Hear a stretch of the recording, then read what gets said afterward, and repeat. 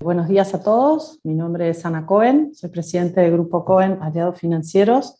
Me complace invitarlos y haberlos recibido en este espacio y me es un honor compartirlo con Germán. Ahora lo voy a presentar, pero básicamente la idea de este call es empezar a abordar algunas ideas de tax planning y cómo posicionarnos no solo para el cierre del 2021, sino las estrategias de protección y de mitigación de los impuestos nacionales en un momento acuciante. Nosotros sabemos que el wealth management y el asset management tienen siempre un abordaje, o necesitan y requieren siempre un abordaje de la cuestión de impuestos, pero esto es aún más prominente en términos de lo que debería ser el peso específico que tiene la toma de decisiones en un lugar y en un país o en una jurisdicción con una política expansiva monetaria y con lo consiguiente voracidad del Estado. Nos parece que es importantísimo tener un momento en el que nos posicionamos para la foto del 2021, así que le agradezco a Germán Kroll su presencia.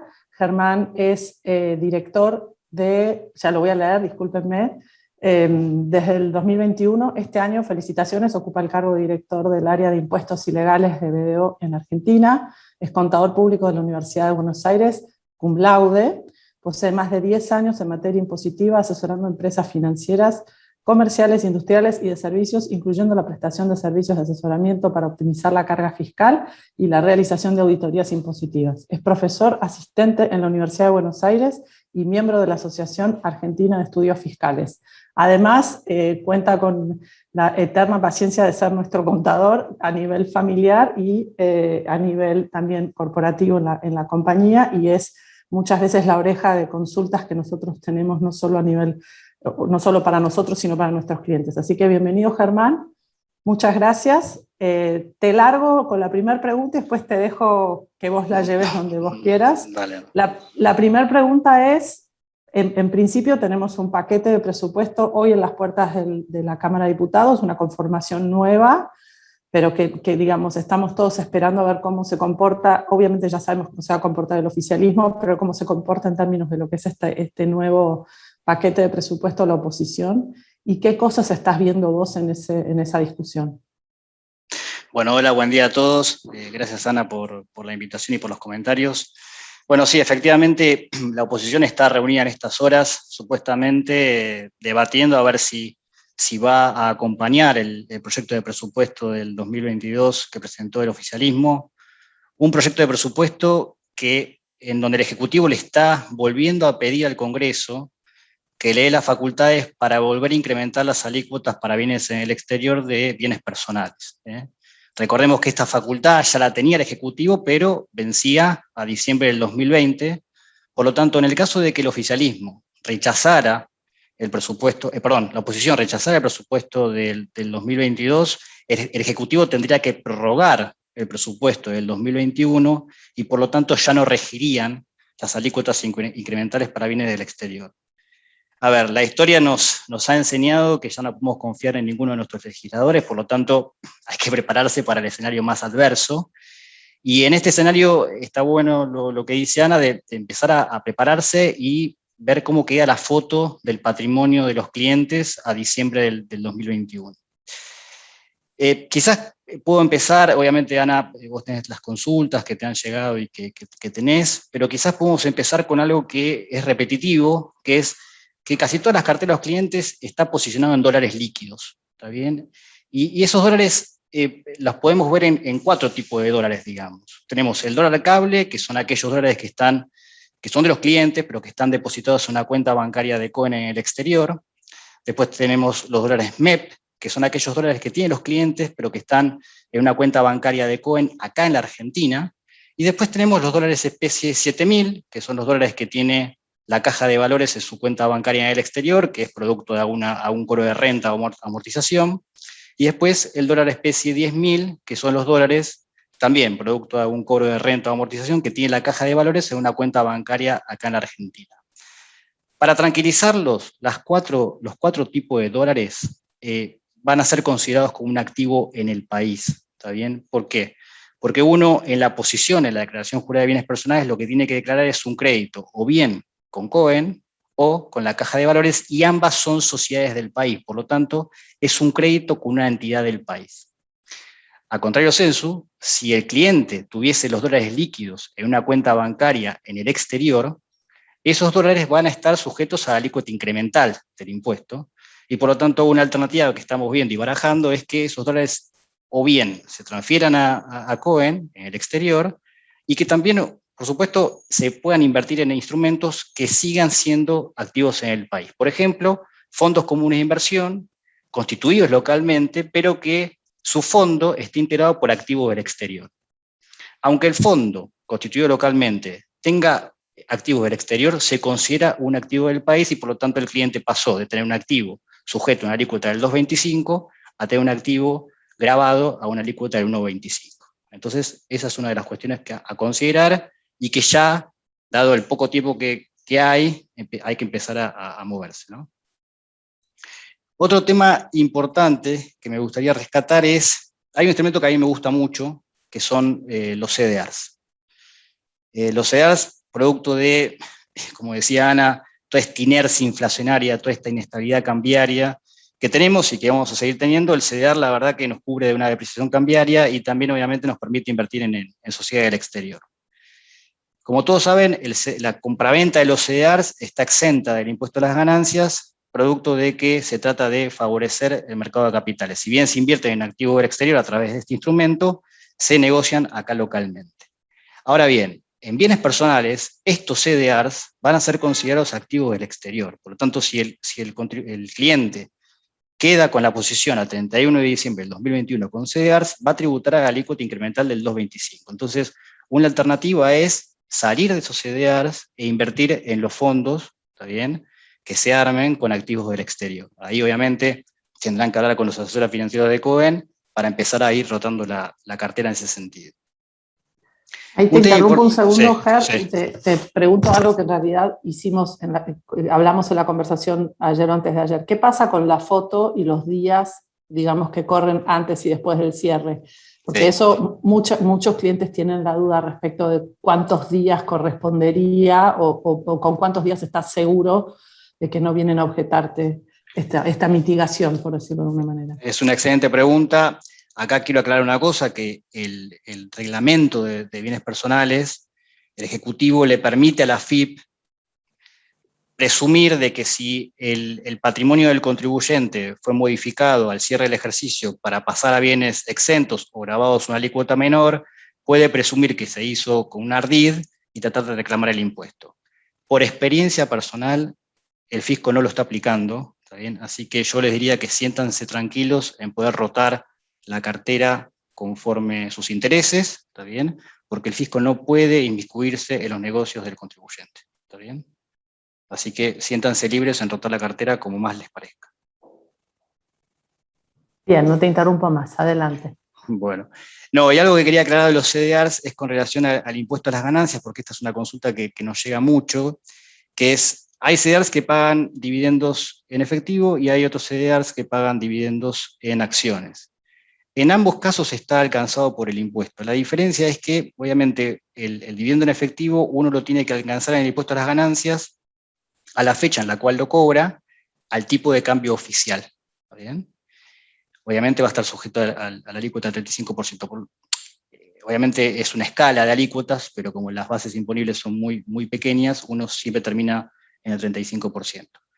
Pero cuando uno recibe acciones como dividendos, esas acciones se tienen que computar a su valor nominal. Por lo tanto, hay que consultar el valor nominal y computarlas a ese valor. Por lo tanto, puede ser sustancialmente menor.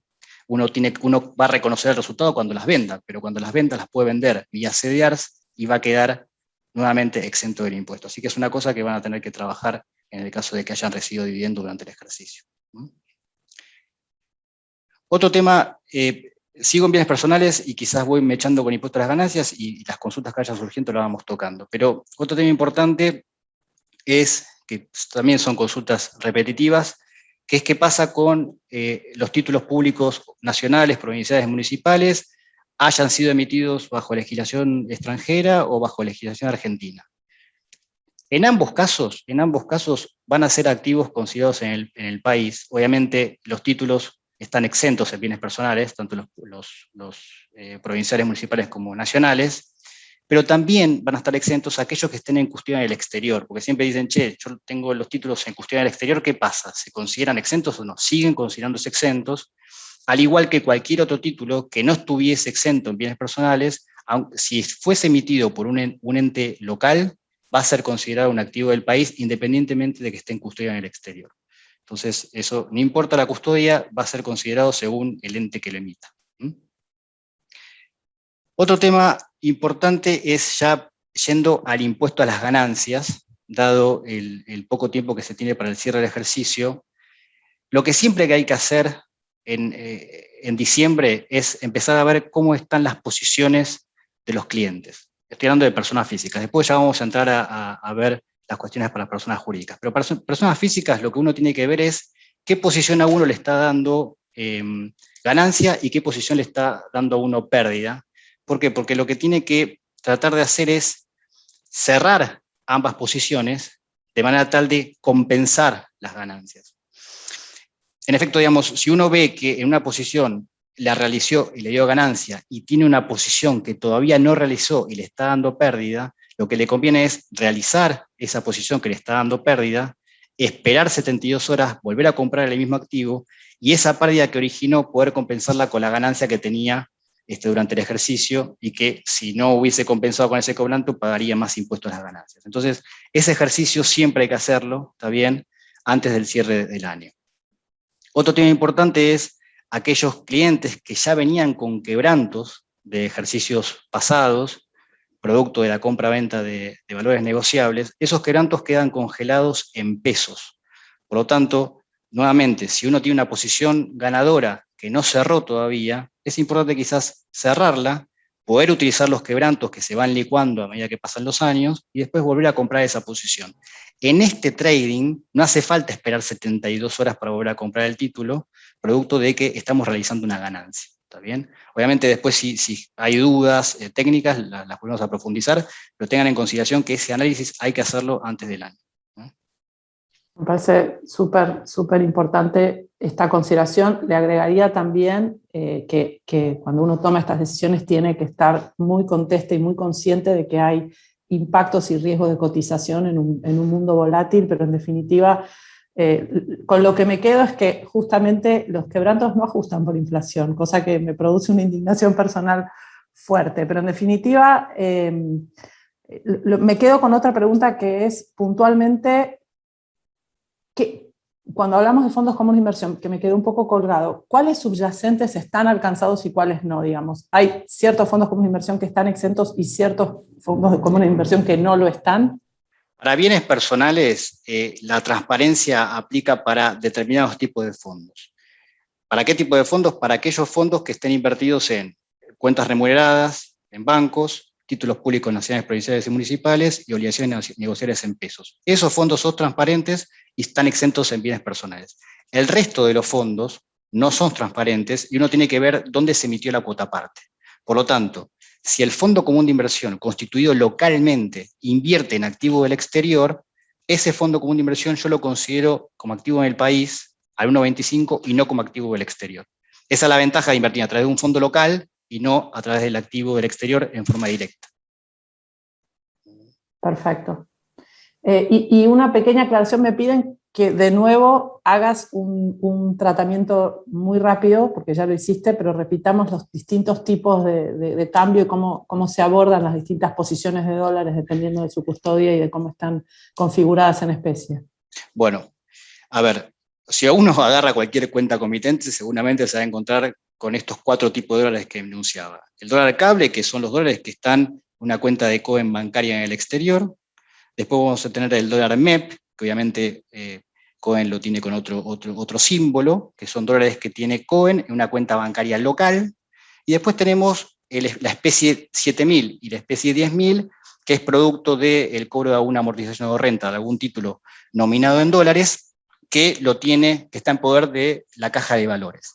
La especie 7000 está en una cuenta bancaria en el exterior de la caja de valores, la especie 10000 está en una cuenta bancaria local de la caja. Para que se queden tranquilos, en los 4 casos son considerados activos del país. Obviamente el cliente no va a declarar en la declaración jurada de que tiene efectivo ni que tiene dólares en una entidad bancaria, sino que va a tener que declarar que tiene un crédito, primero con la sociedad de bolsa, en este caso Coven, o con la caja de valores. Como ambas entidades son sujetos del país, es un crédito con una entidad del país y por lo tanto sujeto a la alícuota para bienes en el país y no la incremental para bienes en el exterior. ¿Está bien? Ahora, lo que yo les aclaraba es que si el cliente tuviese esos dólares en su cuenta bancaria personal en el exterior, ahí en ese caso sí va a tener que tributar la alícuota incremental del 2,25. Lo que me lleva a otra pregunta puntual que también discutimos en la charla preparatoria, que tiene que ver con la cotización de esos dólares dependiendo qué títulos tenemos, si es que no los tenemos en cash. Y vos tenías algunas sugerencias que me parecieron pertinentes. Sí, a ver, ahí es importante entender lo siguiente. Si los activos, supongamos activos grabados en una obligación negociable en dólares que la pueda tener en custodia en el país y la puedo tener en custodia en el exterior. Esa obligación negociable emitida en dólares está alcanzada por bienes personales porque está emitida en dólares. La última modificación de bienes personales se eximió las obligaciones negociables emitidas en moneda nacional con el propósito de fomentar la inversión en instrumentos en moneda doméstica. Pero las obligaciones negociables emitidas en dólares están gravadas por el impuesto. ¿Qué pasa? Cuando uno las tiene en custodia en el país, hay un mercado transparente en pesos que obviamente las valúa en dólares al tipo de cambio libre. El tipo de cambio libre son 200 pesos. Ahora, si uno lo tiene en custodia en el exterior, el precio va a estar reflejado en dólares y uno tiene que transformarlo en pesos. ¿Qué tipo de cambio va a utilizar para transformarlo en pesos? Va a utilizar el tipo de cambio oficial, porque es el único en el cual uno tiene realmente noción de cuál es el precio. El otro es producto del intercambio de bienes para hacerse de los dólares, no es oficial. Entonces, ¿qué pasa? Si uno lo tiene en custodia en el exterior, la base de imposición del impuesto baja a la mitad. ¿Bien? Esto pasa no solo para personas físicas, sino también pasa para sociedades. El impuesto baja a la mitad. Después lo vamos a recordar igual para personas jurídicas, porque hay otras cosas también inherentes a ello, pero es importante que esto lo tengan en cuenta y es una buena pregunta. Me hacen una pregunta puntual, yo ya estoy leyendo las que los asistentes están volcando en el chat. Me hacen una, Germán, que me preguntan, ¿el 30% que retienen de los CDRs en Estados Unidos es un costo o un crédito para algo? Asumo que tiene que ver con la retención impositiva allá de ganancias, digamos, de las emisiones en términos de dividendos e intereses, ¿no? Exacto, es buena pregunta. Es un pago a cuenta que tiene el cliente. Cuando hace la declaración jurada del cliente, tiene que declarar el dividendo que cobró, más el 30%, ¿está bien? Y después computarse como pago a cuenta ese 30% que le hicieron de retención en concepto de impuesto a las ganancias de Estados Unidos. Se lo puede computar como pago a cuenta y va a pagar el 5% restante por la diferencia alícuota que hay con Estados Unidos. Perfecto. Otra pregunta, te cuento y después voy a ordenarme un poquito más y volver a las que habíamos recabado, digamos, a través de nuestros oficiales y nuestros asesores. Me preguntan cuál es el tratamiento de una inversión en un fondo offshore que invierten principalmente en títulos públicos y acciones de Argentina. Imagino que podrías tomar el tema del subyacente, ¿o no? Lamentablemente, sí. no, es que lamentablemente ahí no, porque pasa lo mismo que los que le comentaba recién con los fondos constituidos localmente. Si yo te dijera que sí, digamos, es como que siempre es a favor nuestro. En ese caso no, en ese caso si el fondo es offshore y invierte en títulos del exterior. El emisor de la cuota parte es el que manda en ese caso. Exacto. Ok. Otra pregunta que tengo así puntual. ¿Con qué países todavía se sostiene un acuerdo de exenciones cruzadas y qué títulos están incluidos? Los únicos países son Bolivia y Brasil. Bolivia es para todos los títulos, corporativos y nacionales, y tanto para la compra-venta como para el rendimiento de esos títulos. Con Brasil, esto es una muy buena pregunta, con Brasil únicamente, y esto estamos hablando del impuesto a las ganancias, no de bienes personales, quedó solamente la exención sobre los intereses que pague un bono soberano de Brasil. Si ese bono yo lo tuviese en la cartera al 31 de diciembre del 2021, va a pagar la alícuota incremental en el caso de que se aprobase este presupuesto. Perfecto. Bueno, genial. Por ahora me callo un poco y te dejo avanzar.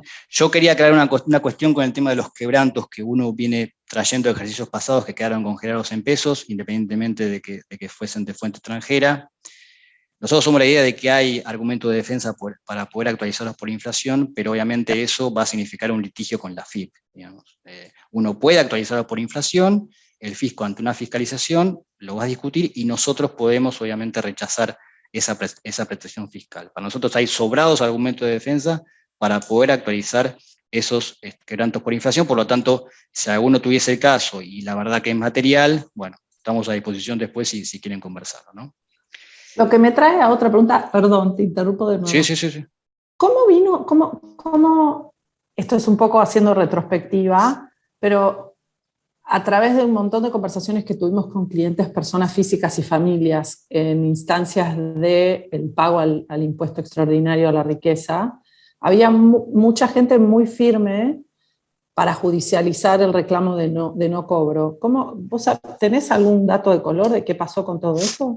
Sí, a ver, la gente que no pagó e hizo el proceso judicial que nosotros le recomendábamos, esto es, no hacer nada y esperar, presentar una multinota a la FIP diciendo que uno no iba a presentar la declaración jurada, esperando que luego el fisco actúe, y a partir de ahí atender la fiscalización para después, ante una determinación de oficio, presentar una acción declarativa de certeza ante la justicia nacional, y luego, bueno, quien siguió el proceso judicial que nosotros le habíamos recomendado de un origen, lo sigue discutiendo con la FIP, y obviamente esto lo que está haciendo es dilatando en el tiempo el pago del impuesto, porque el contribuyente no pagó un solo peso, y lo va de a poquito licuando por inflación y por depreciación de la moneda. Ahí en términos de lo que fue el accionar de la FIP, arrancamos todo este proceso pensando o sintiendo, lo habíamos hablado con Alberto y con vos, que inicialmente la FIP no estaba demasiado agresiva con esta recolección y que eso fue cambiando a medida que los meses les impulsaban un ritmo distinto en términos recaudatorios, ¿no? Todos los contribuyentes con los cuales se tomó la decisión de no pagar están todos en proceso de fiscalización, pero es una fiscalización que sigue su curso, digamos. En ningún momento a nuestro cliente o se le embargó o se le exigió el impuesto, sino que está corriendo el proceso que nosotros le habíamos anticipado, que también la idea es diferir. Y en algún momento, si llegase a aparecer alguna moratoria, bueno, nos allanaremos, ingresaremos una moratoria, o bien se seguirá discutiendo hasta tener sentencia firme. Listo, perdón, te dejo. No, bueno, y otra cuestión que quizás es importante mencionar es todo el aspecto para personas jurídicas, más que nada pensando en lo que se va a venir en un futuro. Vos, Ana, lo decías muy bien en el inicio, acá hay una inercia inflacionaria, hay una inestabilidad cambiaria predominante, y hay una economía totalmente indexada. Y nosotros sabemos por experiencia lo difícil que es desindexar una economía, lo complicado que es. Por lo tanto, lo que hay que empezar a pensar es, bueno, cómo se posiciona el cliente con sus inversiones. Y acá voy a ir más a persona jurídica que a persona física, porque la persona física tiene la particularidad de que no ajusta por inflación y además reconoce los resultados cuando los realiza. Las personas jurídicas van por otro andarivel, es un andarivel que lo llaman la teoría del balance, que es todo enriquecimiento, la sociedad lo tiene que reconocer en sus balances. Entonces, en este contexto, lo que les sugiero es que empiecen a mirar más activos del exterior que activos localmente. ¿Por qué? Porque la ley de ganancias, para la fuente argentina, la única forma de cubrirse es por inflación. Y en el proyecto de presupuesto para el 2022, el ajuste por inflación impositivo vuelve a diferirse por tercios. ¿Está bien? No solo eso, sino que nosotros también tenemos que conocer que a veces el INDEC publica cifras que no son tan reales. ¿Está bien? Entonces, toda la fuente argentina que el contribuyente pueda originar va a estar cubierta por una inflación que quizás no cubre realmente el costo de vida. Entonces, lo que recomendamos es que al último mes del cierre del ejercicio migren la cartera del exterior para que al ejercicio siguiente tengan toda la cartera en inversión extranjera, y hay una particularidad en la ley de ganancias que la ley me permite a toda la inversión en fuente extranjera cubrirla de una depreciación cambiaria. ¿está bien? Me permite, cuando uno invierte en el exterior, no reconocer las diferencias de cambio. Entonces, lo que les sugiero, vuelvo a insistir, es el último mes del cierre de ejercicio, migrar la cartera de fuente argentina, migrarla al exterior. T-bills, acciones del exterior, títulos, obligaciones, títulos de deuda de empresas del exterior, todo lo del exterior, lo migramos, ¿para qué? Para poder defendernos de una posible depreciación cambiaria y no estar expuesto a la renta argentina y a estos tejes y manejes con el ajuste por inflación impositiva. Bien, sí, me parece importante tenerlo, siempre considerando que no todos cerramos balance en diciembre. Recuerden que muchos de ustedes no lo cierran, pero lo importante es el corte, digamos, de balance. Esto aplica para cualquier corte de balance, si cierran en enero, si cierran en febrero, si cierran en marzo, en ese mes migrar la cartera al exterior. ¿Por qué digo el último mes del cierre del ejercicio? Porque si nosotros lo hiciésemos antes, es una cuestión técnica que quizás no es el lugar, pero uno en el ajuste por inflación impositivo tiene que generar un ajuste a favor de la FIP. Y si uno lo hace el último mes del ejercicio, ese ajuste no se origina. ¿Está bien? Después, obviamente, lo podemos profundizar en el caso de que hayan quedado dudas. Ahí me preguntan sobre los criptoactivos y si los criptoactivos calificarían como una migración a un título del exterior. ¿Cuál es el tratamiento de eso en general? Porque tampoco está demasiado claro, ¿no? No está claro el tratamiento ni contable ni impositivo. Podría haber ciertos argumentos para decir que son activos del exterior y que están cubiertos por una depreciación cambiaria, pero la verdad que no son opiniones que se van surgiendo y no hay nada en la ley hoy por hoy. Entiendo que si esto se sigue masificando, van a tener que hacer una modificación legislativa para incorporar el tratamiento, pero hoy son opiniones, más que nada. ¿Qué pasa con aquellas empresas importadoras que no pueden acceder a los dólares que no sean MULC? Ahí no tienen ¿Hay otra alguna alternativa. estrategia que se te ocurra para ponerse creativo? No, porque seguramente esa consulta surgió para ver si pueden hacer algo con los criptoactivos o estas monedas digitales. La respuesta es que no, producto de que a ver, si pueden encontrar la forma y si encuentran también la forma de que esas operaciones no se informen ni a la FIP ni al Banco Central, bueno, adelante, pero corren con un riesgo, ¿no? Obviamente es un riesgo que puede repercutir en mucho más que una fiscalización, además, ¿no? Sí, va más allá de esto, va más allá de la FIP. Obviamente, ni la empresa ni los dueños pueden acceder, no pueden ir al MEP, porque eso les vuelve a trabar poder alguna vez ir por el MULC, así que esto me parece que lo tienen que analizar un poquito más antes de irse a monedas digitales para pagar al exterior. Sí, me parece que igual era más general la pregunta, tenía que ver con qué posiciones pueden tomar para mitigar el impuesto de cara a que no pueden acceder ni al MEP ni a cable, ¿no? Sí, tal vez alguna suscripción en pesos de algún subyacente. No, bueno, mucho que están haciendo es quizás, a ver, si ustedes tienen la expectativa que en algún momento el central le va a dar luz verde para poder acceder al MULC, lo que pueden hacer es comprar un bono atado al tipo de cambio oficial. Esa es una buena alternativa. Compran un bono atado al dólar oficial, cuando le dan luz verde pueden vender, el precio va a estar más o menos razonable y ahí van a poder salir al MULC. ¿Algún dólar link? Algún dólar link, sí, pero quizás es importante que inviertan estos tipos de bonos atados al tipo de cambio oficial para que no tenga descalce. Quizás sería importante que inviertan esos bonos. Bien, nada, me porto bien y me callo. A ver si tenés algo más para contar antes de que sigamos largando las preguntas.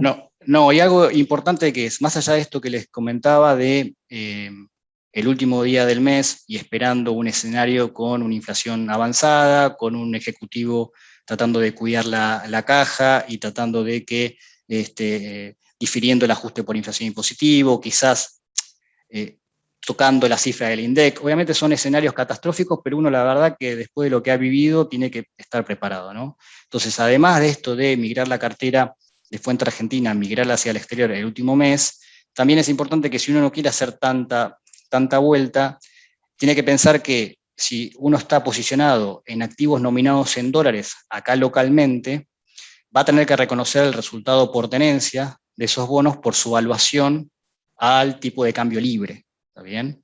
Entonces, si uno, por ejemplo, vamos a hacer un ejemplo, tuviésemos vamos a hacer un ejemplo fácil, una L30, ¿está bien?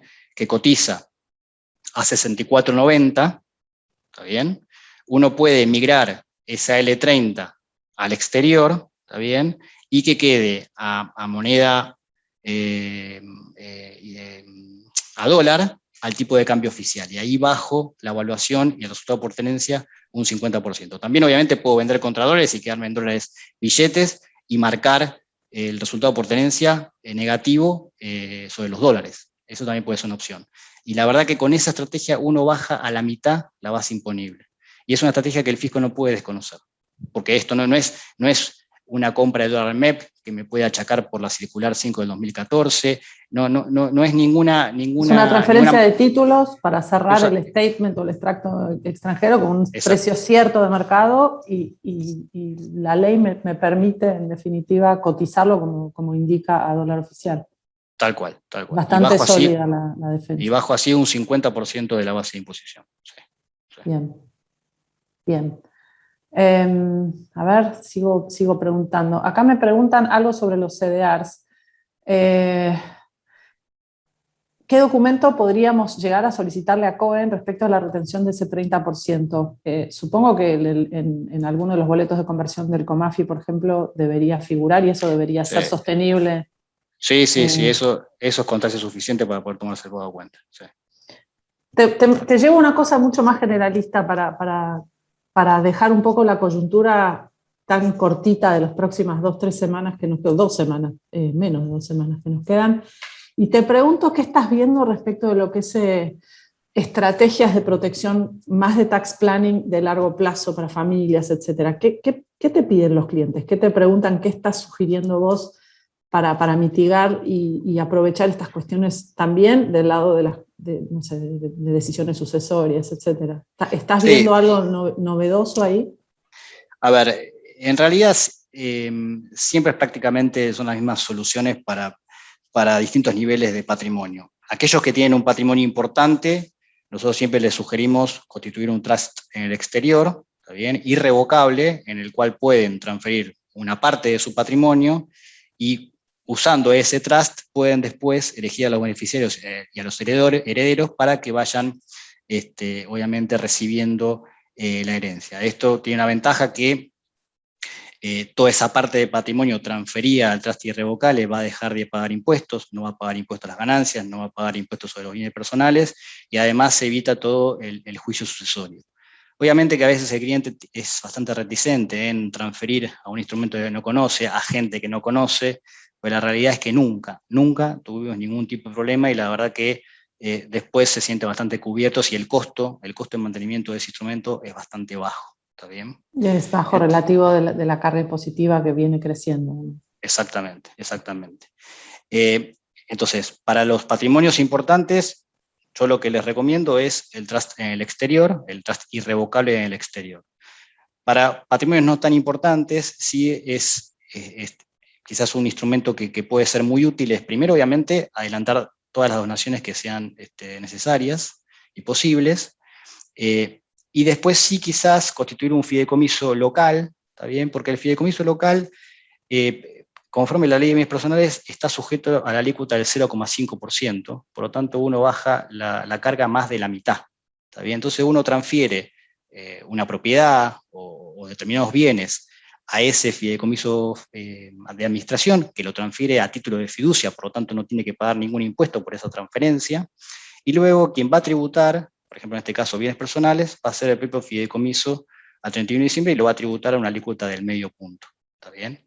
Entonces, es importante que en ese nivel de patrimonio tengan en cuenta las donaciones y los fideicomisos locales. Sí, por supuesto que después las salidas de esos trusts y esas distribuciones posteriores tienen un impacto porque las alícuotas que se aplican son un poquito más grandes y refuerzo también la idea de lo que vos decís de que al contribuyente argentino muchas veces le da un poco de vértigo designar y realmente respetar las atribuciones de un fiduciario o un trustee que en definitiva no puede conocer o no puede influenciar, ¿no? Pero sí son esas dos cuestiones que son las que más nos preocupan a los clientes. Sí, por eso tienen que asesorarse con gente que ya esté trabajando con los instrumentos y van a ver que no van a tener ningún tipo de problema y se van a sentir muy cómodos y van a seguir haciendo transferencias a los trusts porque el ahorro es muy significativo.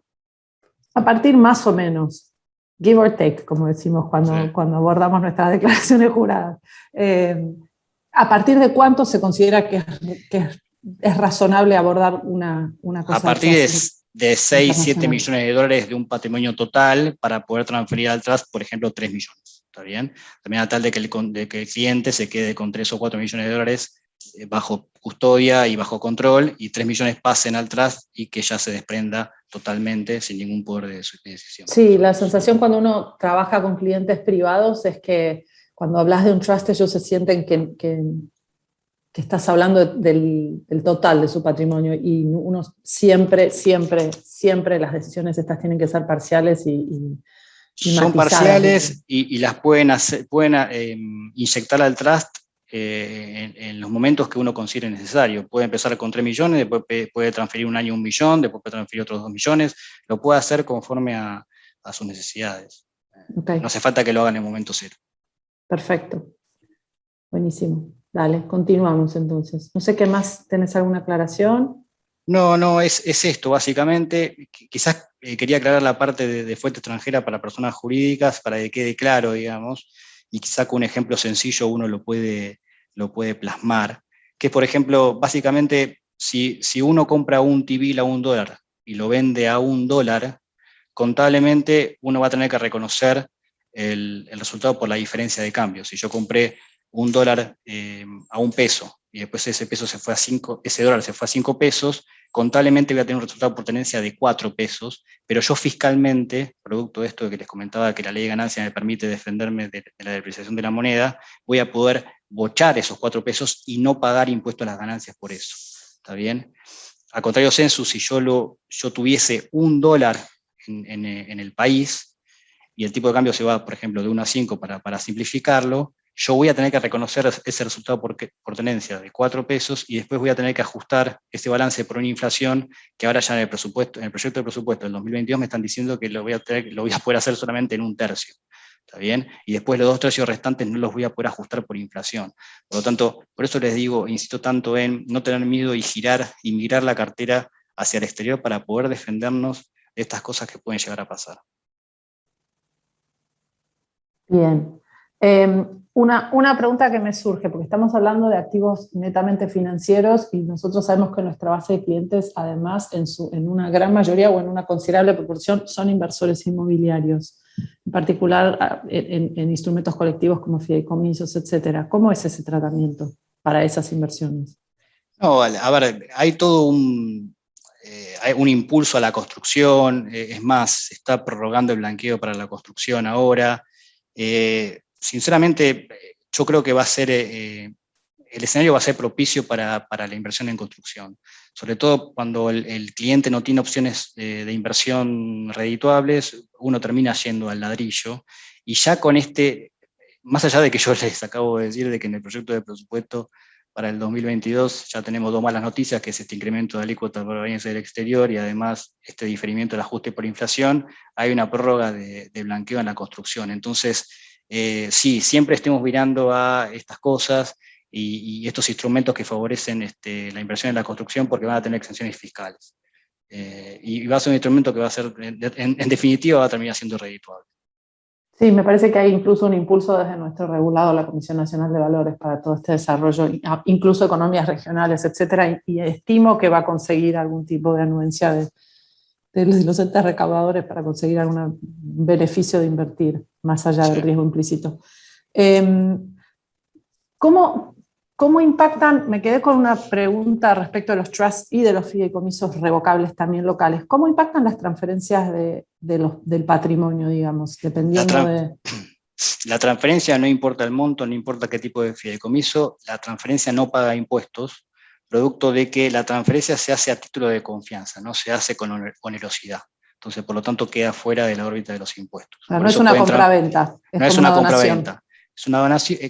actúa como una donación y por lo tanto no se tiene que pagar ningún impuesto en esa transferencia, pueden transferir los montos que quieran transferir libremente sin preocuparse por ninguna carga fiscal que pueda aparecer en el medio. ¿Y el valor es un valor que se tiene que fijar en algún lado? ¿Se tiene que certificar ese valor? Se certifica el valor, en los contratos hay siempre un anexo en el cual se dice qué activos se van a transferir, pueden ser fondos, puede ser oro, pueden ser activos financieros, puede ser cualquier activo que uno quiera transferir a esos trusts, lo puede hacer sin problemas, va a quedar obviamente explayado en los anexos de los contratos. O sea, el valor lo podés designar, probablemente te lo objeten en algún sentido o no, dependiendo de si estás aplicando un valor, por ejemplo, de mercado, algún, no sé, precio público. No, porque no tiene un impacto impositivo. Como no tiene impacto impositivo, uno puede en su declaración jurada de bienes personales, de ganancias, lo puede obviamente sacar de su patrimonio al costo histórico, porque como no tiene impacto fiscal,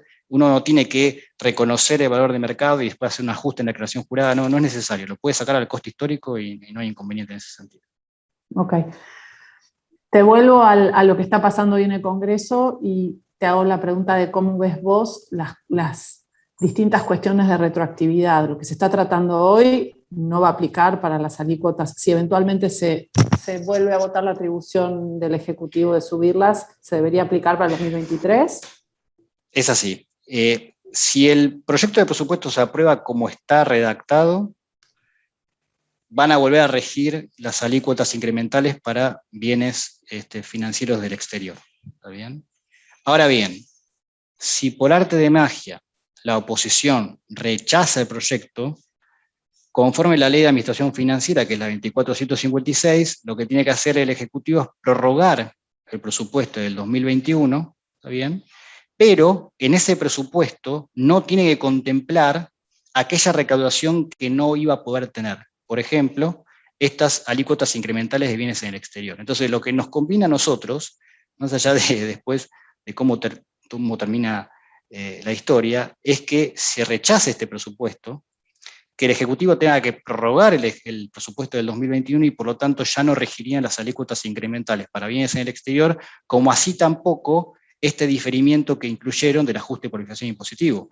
Si se prorrogase el presupuesto del 2021, las empresas, a partir de los cierres de balance de diciembre, van a poder actualizar por inflación al 100%.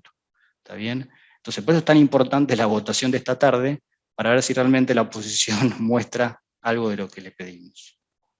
De ahí mi analista frustrada política habla de la lucha de identidad que tenés en la oposición también, ¿no? Porque tenés facciones mucho más alineadas con un Estado recaudador y después tenés los halcones como López Murphy ya peleándose y poniendo un stand hoy, por ejemplo, en los audios que se escucharon en las radios, bastante protestones respecto a este presupuesto. Vamos a ver cuál prevalece de esas facciones. Deberíamos generar un set de apuestas para nuestros asistentes.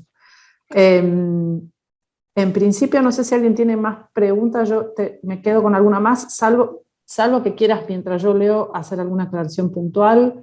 Se me ocurre hacerte como un pedido más de un favor personal, y es si tenés la actualización de alguno de los cuadros que vos nos mandás respecto de qué tipo de activos están alcanzados y no para personas jurídicas y físicas, me parece bien. Acá hay una pregunta que me dejan hablando de si la diferencia de cambio en los CDRs aplica también la exención para personas jurídicas. No.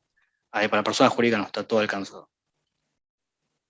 Total, sí, porque en definitiva lo estás valuando en el balance distinto. Por eso es importante esta rotación para personas jurídicas. Para personas jurídicas quizás empezamos por personas físicas, pero para personas jurídicas quizás es más importante porque la persona jurídica tiene que reconocer el resultado por tenencia.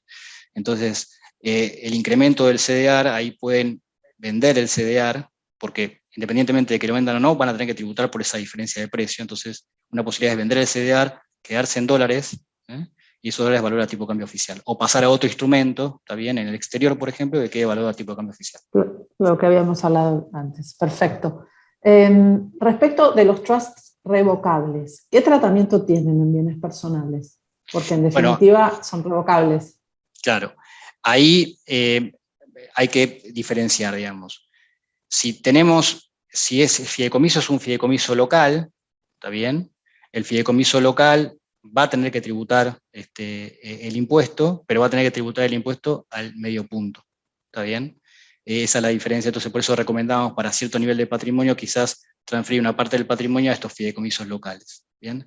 Ahora, cuando uno transfiere a un trust revocable del exterior, al seguir teniendo poder de decisión, uno sigue tributando impuestos, ¿está bien? Entonces, hay que tenerlo muy en cuenta eso cuando arman las estructuras. Y es importante volver a señalar lo importantísimo, valga la redundancia, de que lo irrevocable sea verdaderamente irrevocable, porque es ahí a donde van a buscarlo. Es ahí donde van a buscar los contratos, no solamente los contratos, sino van a tratar de buscar indicios de que el contribuyente con algún lineamiento direccionó las inversiones del trust. Sí, definitivamente lo hemos visto pasar, hemos visto como básicamente una investigación poco menos que policíaca para estar seguros de que el cliente no tiene contactos, de que digamos, el fundador del trust no tiene contacto alguno con quien se supone que toma las decisiones, no hay influencias filiales ni amistosas ni de ningún tipo. Así que sí, eso es importante y bueno, si se puede, la combinación de las dos cosas también está bien, el revocable para todo aquello que nos pueda mitigar impuestos y nos preserve la decisión, y anticipe además cuestiones que tienen que ver con el sucesorio. Y eso me lleva a una pregunta más general. ¿Cómo ves el avance de impuestos a la herencia en las distintas jurisdicciones? Yo creo que va a quedar circunscripto únicamente a Provincia de Buenos Aires. Yo creo que Provincia de Buenos Aires no lo va a derogar, ¿está bien? Pero no creo que a nivel nacional se aplique. Obviamente siempre hay que, a ver, como decía antes, siempre hay que estar preparado para lo peor, y si en algún momento llegasen a derogar bienes personales por alguna razón, van a implementar el impuesto de herencia. Por lo tanto, siempre hay que estar trabajando para proteger el patrimonio en ese sentido. Quería agregar algo que no lo dije y quizás es importante y que a veces me lo preguntan, quizás saco un poquito de tema, pero no quiero dejar de decirlo, que es, para personas físicas esto es, los títulos del exterior obviamente saben que la compraventa está alcanzada al 15%, y el rendimiento que esos títulos paguen está alcanzado al 35%, ¿está bien? Ahora bien, existe la posibilidad de que si, por ejemplo, uno tuviese un título más o menos estable, vender el título antes de los 15 días del corte de cupón para dejar toda la transacción sujeta al 15% y no tener que grabar el cupón al 35%. Entonces, esto es algo que quizás ahora no van a llegar, pero para el año que viene ténganlo en consideración, de vender el título antes de los 15 días para dejar la operación grabada al 15% y no tener que tributar al 35%. Son 20 puntos de diferencia. Pequeñas cuestiones que por ahí te hacen un cambio significativo. Me quedo igual con que tengo que revisar mis posiciones para ver cómo las cierro y marco quebrantos y ganancias para ver cómo compensamos. Te voy a llamar a nivel personal en un rato. Me preguntan acá cuáles serían, digamos, ya lo habíamos dicho, lo repetimos, Germán sostiene que cualquier patrimonio patrimonio total por encima de 6 millones de dólares, de los cuales 3 se aportarían a un trust, hace que ya sea razonable abordar la idea de ese trust irrevocable. Mínimo el trust, 3 millones de dólares. Mínimo, sí, porque los costos administrativos pueden ser altos y además son en dólares, sí, etc. Y lo segundo que me preguntan es ¿a partir de cuándo es razonable pensar en un fideicomiso local revocable? No creo que los costos sean severos. Los costos no son altos. Nosotros ya a partir de patrimonios de 700, 800 mil dólares ya lo recomendamos, porque la verdad que el costo de mantenimiento es muy bajo, no se compara en nada con el trust del exterior, y la verdad que es bastante el ahorro fiscal que se obtiene. ¿Y son costos además que pueden computar para ganancias o no? ¿Son parte de lo que puedes computar o no? En realidad el fisco te lo vas a discutir porque no estaba destinado a obtener ganancia grabada, sino estaba destinado a no obtenerla. Pero bueno, eso también es una cuestión de discutirlo con el fisco, ¿no? Acá el momento catártico que me hizo llegar a una situación de mucha indignación el año pasado cuando miramos los impuestos indica que no te lo van a dejar pelear, toda vez que para bienes personales computan, por ejemplo, los créditos que le diste a la FIP por impuesto, anticipo de impuestos, y no te los pudiste computar. es indignante, pero bueno. Yo estoy para ya agradecerte. Creo, a ver, me quiero fijar si hay alguna que distraída con tu respuesta no haya visto. Una que me parece importante para el tema de los trusts irrevocables, si es que el fundador puede también ser el beneficiario final. Esto me parece que hay algunas confusiones al respecto. ¿Qué tipo de trust? Para Irrevocables. El trust. Irrevocable, nosotros sugerimos de que no. Es una de las cosas que va a mirar la FIP. Cuando uno entra al trust irrevocable, tiene que desapoderarse y nunca más tocar ese patrimonio. Definitivamente. Eso es así, ¿eh? No hay forma de apretar un botón y retrotraer, no. Uno transfiere al trust y se olvida de ese patrimonio y le va a quedar a sus hijos, eventualmente. Es una buena medida desde el lado también afectivo de cómo uno toma las decisiones para legar en vida y dejar incluso cuestiones más contractuales, que no solo tienen que ver con blindar el patrimonio de cuestiones impositivas, sino también definir adentro de esos subyacentes del trust cómo quiere que se traten todos esos activos y también cómo se pueden ir distribuyendo y atendiendo ciertas erogaciones de la familia. Es ideal para proteger menores de edad y proyectos educativos de hijos, nietos, etcétera. Lo digo porque lo he visto. Sin dudas, es otro objetivo que se cumple con el trust. Sí. Ok, y última pregunta más técnica también, ¿qué pasa con aquellos CDRs cuyos subyacentes sean títulos de Brasil, por ejemplo? Habíamos hablado de que en realidad para Brasil es solo títulos públicos, con lo cual en definitiva tenés el mismo problema. Para Brasil, el CDI, hubo una modificación del convenio de la imposición. Antes sí, los títulos corporativos de Brasil estaban exentos en ganancias, después hubo una modificación. Hoy, lo único que está exento, conforme el CDI, son los rendimientos de bonos soberanos brasileños. ¿Está bien? Yo ahí alcancé a ver una pregunta, porque a mí me van saliendo... vos también estás mirando. No, pero me salen como ventanas emergentes, pero ahí vi una con el tema de la repatriación de fondos. Sí, eso te iba a preguntar. Sí, seguramente si el proyecto de presupuesto para el 2022 se vota como está, seguramente la FIP saca una resolución estableciendo que aquellos que traigan al país un 5% de las tenencias en el exterior van a poder quedar liberados de ese incremento de alícuota. Ahí obviamente uno verá si quiere traer fondos al país o no. Haría todo el sentido del mundo que estén interesados en rellenar las reservas con depósitos en dólares. Es el objetivo. Pero obviamente después uno solamente lo va a tener que mantener durante 12 meses en una entidad bancaria local, bueno, con todo el riesgo que ello implica. Entonces, a rezarle a la oposición para que no apruebe cualquier cosa ni a puertas cerradas ni en sobres cerrados, y hacer los deberes de acá en los próximos 15 días que tenemos para cerrar.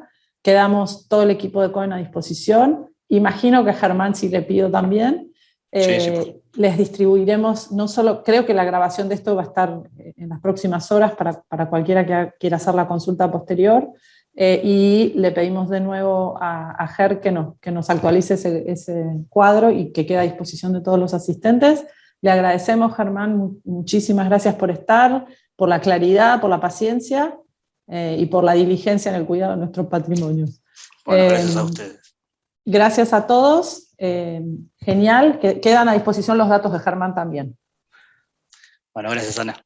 Un abrazo. Beso a todos. Chau, chau.